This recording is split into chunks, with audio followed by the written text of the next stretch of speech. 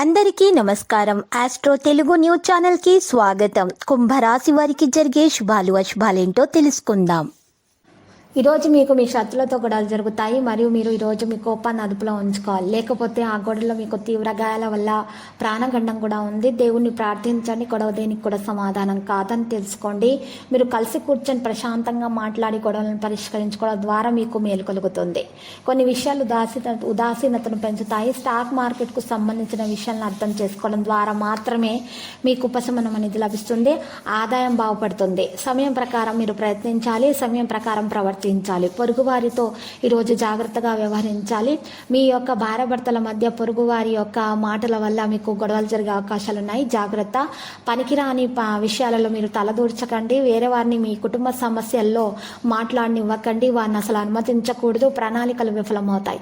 మనసు ప్రకారం ప్రయత్నాలు జరుగుతాయి. కాస్త నిరాశ అనేది మరి భార్యాభర్తల మధ్య ఉంటుంది. ఆహారం విషయంలో చాలా జాగ్రత్త వహించాలి. పెద్దల ఆశీర్వాదం తీసుకోవాలి. ఎక్కువగా నీటిని తాగాలి. అప్పుడు ఆహారం మరియు ఆరోగ్యం రెండు కూడా మంచిగా ఉంటాయి. ఇష్టమైన కార్యకలాపాల కోసం కొంత సమయం గడుపుతారు.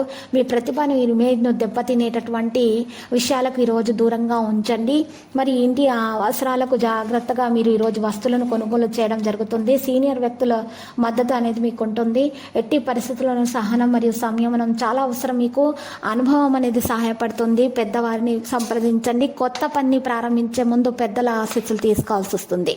లక్కీ సంఖ్య 84, లక్కీ కలర్ అయితే ఆలివ్. ఇక పరిహారంలో ఈరోజు మరి శ్రీ వెంకటేశ్వర స్వామి ఆలయ దర్శనం చేసుకోండి. మరియు శివయ్యకు ఈరోజు బెల్లం కలిపినటువంటి నీటితో అర్ఘ్యప్రదానం చేయడం ద్వారా మీకు మేలు కలుగుతుంది. ప్రతిరోజు ఈ విధంగా రాశి ఫలాలు తెలుసుకోవడానికి వీడియోని తప్పకుండా లైక్ చేయండి. క్రింద కనిపిస్తున్న రెడ్ కలర్ సబ్స్క్రైబ్ బటన్ ని తప్పకుండా క్లిక్ చేయండి. లైక్ మరియు సబ్స్క్రైబ్ చేసిన వారికి ఈరోజు ఏదో ఒక శుభవార్త వినాలని నేను దేవుణ్ణి ప్రార్థిస్తున్నాను. Thank you for watching this video.